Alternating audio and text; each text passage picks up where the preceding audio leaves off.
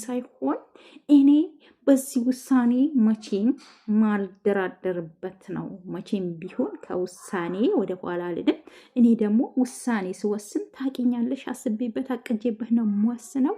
ከወሰንኩም በኋላ ደግሞ ወደ ኋላ መቼም አልልም ብሏል። ፋሚሊ ያዙት።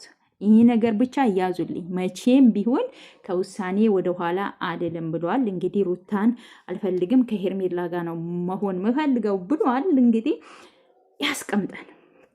ፋሚሊ ምን ትላላችሁ እናንተ? ብቻ ያስቀምጠን እንጂ ሁሉንም የምናየው ነው የሚሆነው አይደል? ሁሉንም የምናየው ነው የሚሆነው። ብቻ እኛ ያስቀምጠን ማለት ነው። ሁሉንም ነገር የምናየው ይሆናል።